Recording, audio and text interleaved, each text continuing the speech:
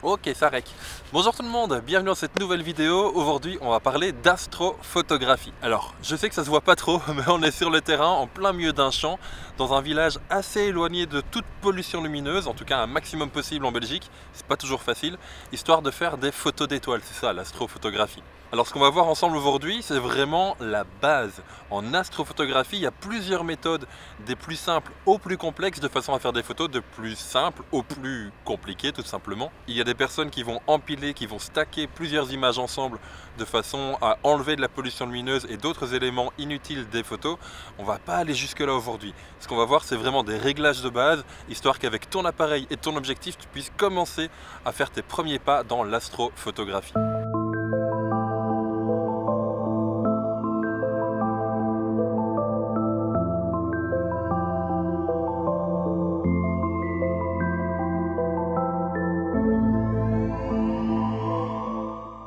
Voilà. Bon, c'est un peu galère parce que du coup, c'est un peu.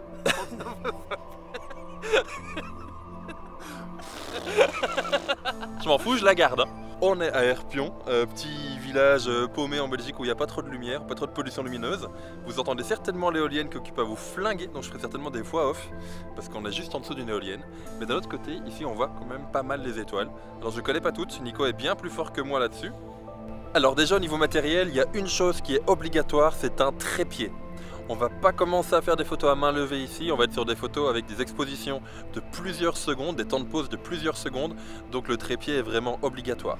Comme à chaque fois, je vous mettrai en lien, en description, des références de trépied que je vous conseille. J'ai fait également une vidéo sur quel trépied, quelle rotule choisir, je vous la mettrai également, c'est une longue vidéo, un guide pour connaître un petit peu en fonction de vos priorités, de votre budget et de ce que vous voulez faire, quel trépied et quel type de rotule choisir, bref, tout ça c'est en description. Alors moi ici, je suis parti donc sur mon trépied avec le Fujifilm X-H2 et le Fuji 8-16 mm 2.8 de façon à faire plusieurs types de shoots, on va en parler juste après.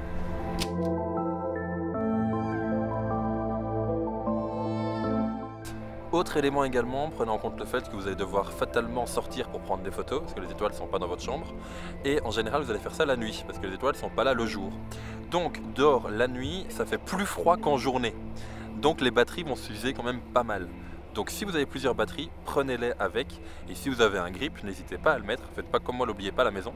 N'hésitez pas à le mettre de façon à avoir plusieurs batteries dans votre appareil et donc vous assurer une autonomie suffisante pour tout votre shoot.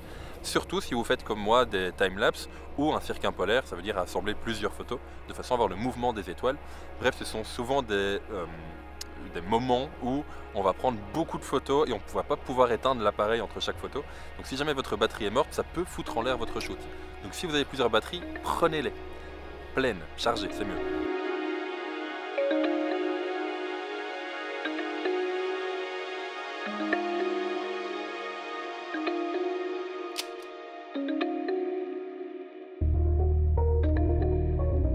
Au niveau de quel objectif choisir, il y a une règle qui est super importante en astrophotographie, c'est la règle des 500. Alors on va parler ici de règle des 500 en plein format ou en APS-C, c'est la règle des 350 ou la règle des 250 en micro 4 tiers. Ça dépend de la taille de ton capteur, ça c'est à toi de les connaître.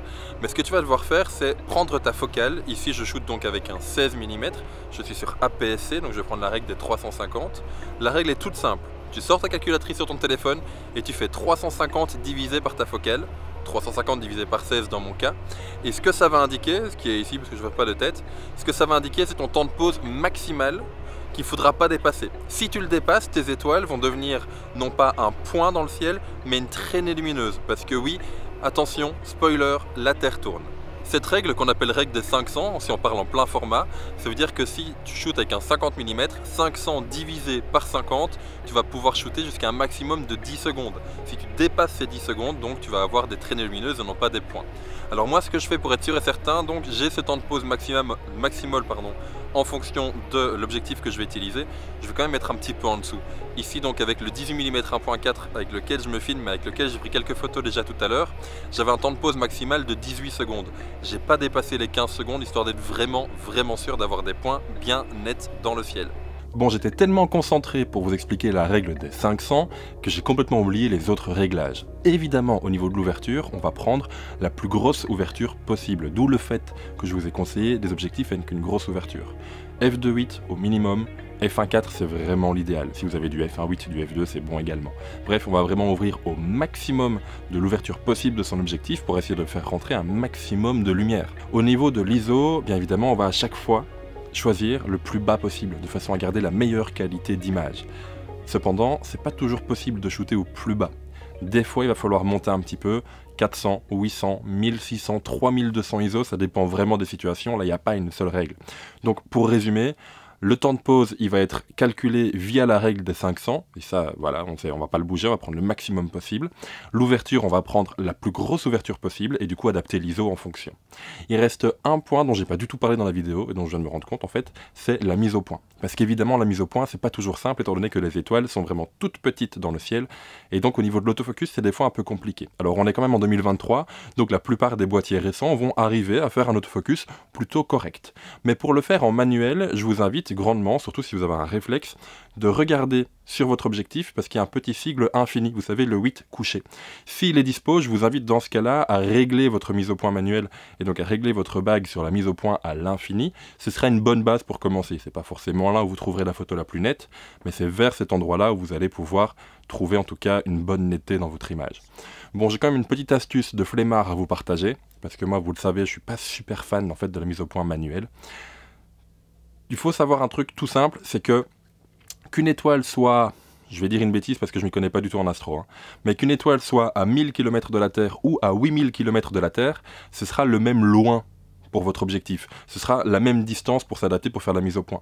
Donc si vous arrivez à faire la mise au point en automatique sur un astre assez lumineux, typiquement la Lune, et là il n'y a pas de problème parce qu'elle est assez lumineuse, eh bien vous faites la mise au point sur la Lune en automatique, en AFS ou en AFC, n'importe, vous calez, vous passez, vous débrayez votre mise au point en manuel, de façon à ce qu'elle soit calée sur la mise au point de la Lune que vous avez fait en automatique, et ensuite ce sera bon.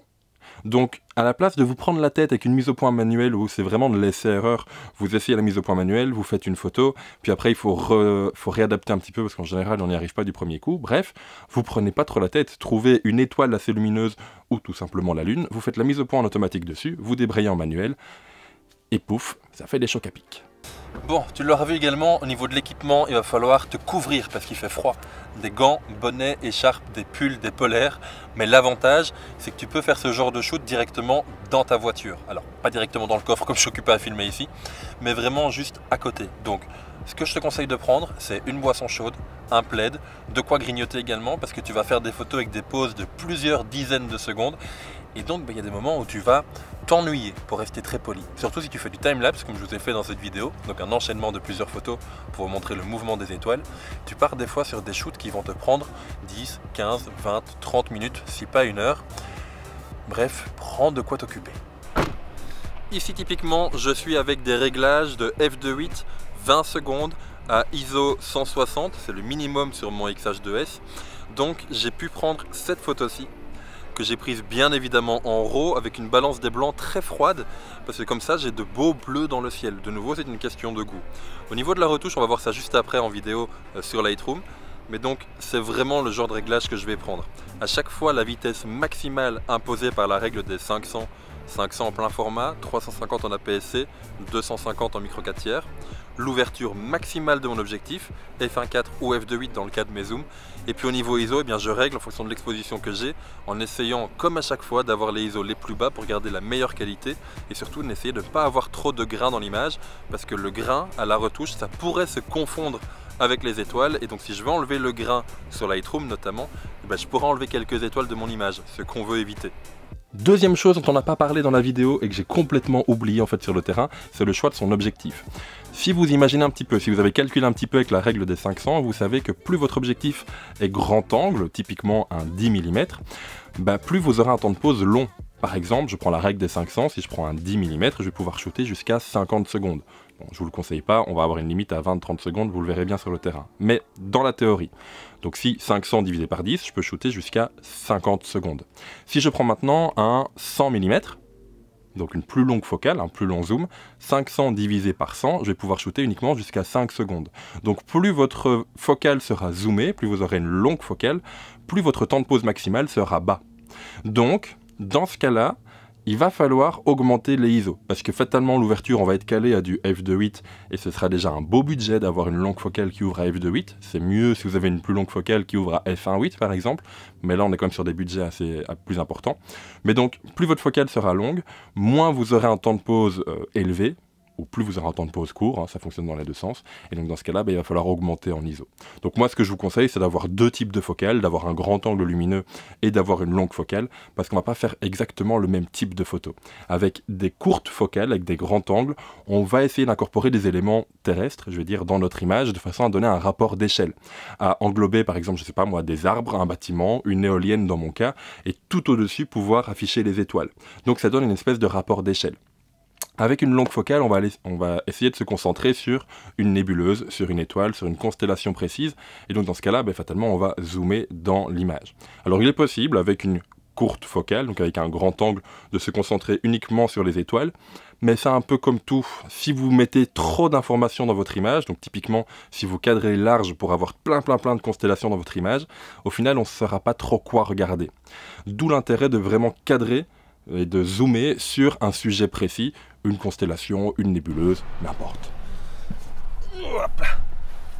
Et une fois que tes photos sont faites, il n'y a plus qu'à rentrer au chaud, prendre une bonne nuit de sommeil et prendre quelques minutes le lendemain de façon à pouvoir développer tes photos.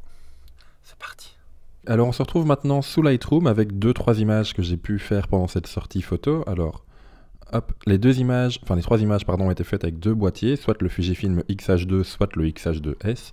Cette première image ici, qui est déjà retouchée, a été faite avec le X-H2 et le 18 mm 1.4 qu'on voit juste ici.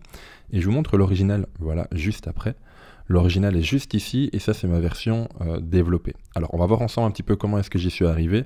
On va pas faire tout le process, parce que ça c'est un peu plus quelque chose de créatif et pas trop de théorique, donc ça vous regarde un peu plus. Mais ce que j'ai fait ici rapidement, j'ai commencé par effectivement activer la profil de correction. On peut voir qu'il y a une légère différence, même une grosse différence en fait au niveau du vignettage, ce qui est assez important parce qu'ici, si je laisse le vignettage actif, on va avoir une grosse différence d'exposition entre le centre et les extrémités de l'image. Donc, on va se retrouver dans réglage de base. J'ai commencé par paysage, Adobe Paysage, qui me fournit déjà une base un peu plus saturée, un peu plus contrastée et qui tend un peu vers le rendu que j'ai envie de faire. J'ai ensuite baissé la température de façon à rendre le ciel vraiment très bleu, aux alentours des 3600 Kelvin, c'est la donnée que j'avais dans mon boîtier de base. J'ai bien augmenté le contraste, tout en faisant attention ici au niveau de l'histogramme, de ne pas être trop sous-exposé. Donc sur plusieurs images, j'ai quand même bien augmenté l'expo, entre plus 0,5 et plus 1,5, ça dépendra un peu des situations. Un tout petit peu baisser l'haute lumière, c'est surtout pour ici la colonne, je veux dire de l'éolienne, le corps de l'éolienne. J'ai augmenté le contraste et la clarté de façon à rendre un petit peu plus de détails, de micro-contraste et de refaire ressortir certaines étoiles. Alors on peut voir ici, de mémoire j'étais donc, ouais c'est ça, 6400 ISO. Donc on peut voir qu'il y a quand même pas mal de grains. Donc c'est aussi pour ça que je vous ai montré cette image.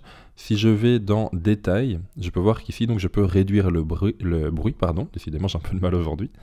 Si j'augmente la luminance ici, on va pouvoir voir, si je zoome, une différence au niveau du rendu du bruit de l'image. Donc ici je suis à 0, il y a quand même pas mal de bruit, vous voyez un peu ici entre les étoiles. Si je l'augmente, on va pouvoir venir le diminuer légèrement. Puis évidemment, au plus j'augmente, au plus on peut le diminuer.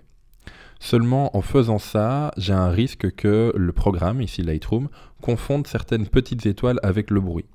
Donc, ici sur le côté, on va pouvoir s'attarder sur les petites étoiles qui sont là. Si j'augmente la luminance, et j'espère que ça passera avec le rendu YouTube, si j'augmente la luminance, au fur et à mesure, vous allez voir que le programme va venir enlever les étoiles, en tout cas les plus petites étoiles, qu'il va considérer être du bruit et non pas de l'étoile. Donc, je vous conseille de faire attention avec la réduction du bruit, dans la mesure du possible de ne pas l'utiliser.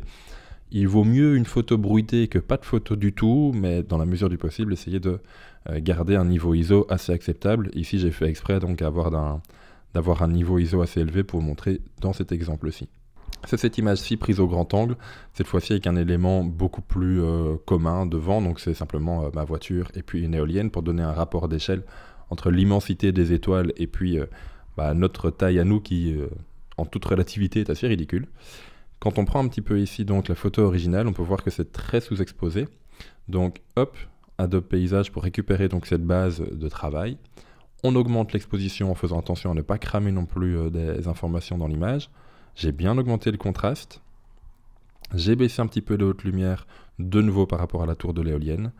Attention, correction de l'objectif. Ici, quand c'est une photo simple, dans le sens où je vais juste utiliser une photo, je ne vais pas faire un ensemble d'images comme pour un cirque impolaire ou un timelapse dont on a déjà parlé dans cette vidéo, ça ne pose aucun problème d'activer le profil de correction. Mais lorsque je vais utiliser plusieurs images ensemble, je vous conseille de désactiver le profil de correction, car en fait ça va vous ajouter des espèces de trames dans l'image. Je vais vous montrer juste maintenant à l'image un timelapse où j'ai activé le profil de correction sur chacune des images indépendamment. Ça ajoute une espèce de trame à l'image qui n'est vraiment pas très belle, et puis c'est le même timelapse où j'ai désactivé le profil de correction sur chaque photo indépendamment, et on voit une vraie différence entre les deux, et pour le cirque impolaire, on est au même problème. Donc ici pour une photo unique, si je peux l'appeler comme ça, donc une photo qui va juste servir à elle-même et pas dans un autre projet, eh bien je peux activer le profil de correction sans problème. Je vous invite également sur ce genre de photo à augmenter la vibrance et non pas la saturation. Regardez ici, si j'augmentais la vibrance, on voit que le bleu et l'orange de la pollution lumineuse sont un peu plus présents dans l'image, tandis que si j'augmente, donc je remets la vibrance à 0, si j'augmente la saturation uniquement, on va voir que c'est pas tout à fait le même bleu, et regardez au niveau de la pollution lumineuse, elle va prendre plus d'espace ici que là. Vous voyez, si j'augmente la vibrance, on voit bien, bon ici j'exagère évidemment, mais on voit bien le niveau de bleu qui vient de descendre dans la pollution lumineuse. Regardez, je repars à 0 et on voit le bleu vraiment descendre. Tandis qu'avec la saturation, ça n'est pas le cas. Ce sont bien donc deux outils totalement différents qui agissent sur les couleurs, mais pas de la même manière. Je vous mettrai en description de cette vidéo un épisode de Le Mardi c'est Lightroom, qui est ma série de vidéos consacrée aux options Lightroom, qui explique la différence entre vibrance et saturation. Je vous invite donc à ajouter de la vibrance dans ce genre de photos, puis évidemment un petit peu de clarté, histoire de contraster tout ça. Quelques retouches localisées également qui m'ont fait du coup cette photo-ci, où au final, je trouve que je pourrais ajouter encore un peu de vibrance, un peu de bleu. Voilà, on arrive à la fin de la vidéo, mais avant de vous quitter, encore 2-3 petites choses pour vous. Un petit récap de tout ce qui va se trouver en description. Premièrement, une liste de matériel que je vous conseille pour débuter en astrophoto. Ce sont des liens affiliés, donc ça ne vous coûte pas plus cher. Mais si vous mettez via IPLN le code créateur Pierre B, ça va me rétribuer un petit peu, donc ça va permettre via votre action de soutenir le travail de la chaîne, donc un tout grand merci. Deuxièmement, on va trouver 2-3 liens, comme par exemple le Mardi c'est Lightroom, avec la différence entre saturation et vibrance, le guide des trépieds également, dont on a parlé en tout début de vidéo. Et je vais vous mettre également des 3 comptes Instagram d'inspiration sur l'astrophoto. Alors il y a 2 comptes, je trouve assez professionnels, mais qui en jettent vraiment, qui sont magnifiques. Et il y a une petite pépite que j'ai trouvée assez récemment, qui est le compte de Louis Leroux Astrophoto. De nouveau, tous les liens sont en description. Qui est un photographe, si je me base sur sa description Insta, qui est en France et qui fait quand même de super belles images d'astrophoto. Je dis quand même car la plupart des grosses images d'astrophoto que vous allez voir, ça va se trouver aux États-Unis dans les parcs nationaux. Enfin bref. Donc 3 comptes d'inspiration en description de la vidéo. Et là, ça va être votre travail maintenant. Cette vidéo aussi, c'était vraiment adressé aux bases, aux débutants de l'astrophotographie. On a vraiment revu toutes les bases. Mais si tu souhaites aller plus loin, je t'invite à t'intéresser au cirque impolaire. Je t'invite à t'intéresser à l'application PhotoPills qui va affiner un petit peu la règle des 500 qui n'est pas toujours très précise. Mais si tu veux d'autres vidéos sur l'astrophotographie, n'hésite pas à le mettre dans les commentaires, mettez-le en masse. Si jamais ça vous plaît, j'en ferai d'autres. Si jamais je vois qu'il n'y a pas trop de commentaires, eh bien on passera à un autre sujet tout simplement. Bref, j'espère que ce long tutoriel vous aura aidé et vous aura plu. Si c'est le cas, n'hésitez pas à mettre un petit pouce bleu sur la vidéo et pourquoi pas à la partager à d'autres photographes qui veulent commencer l'astrophoto. Nous, on va se quitter là pour aujourd'hui. N'hésitez pas à me suivre sur Instagram, c'est là où vous retrouverez mon travail de photographe de paysage ainsi que quelques backstage de la vie YouTube. Et nous on se retrouve rapidement pour une nouvelle vidéo. Alors en attendant, sortez, faites des photos, faites des vidéos, mais surtout faites ce que vous aimez, c'est le plus important. Et puis à la prochaine tout le monde. Ciao!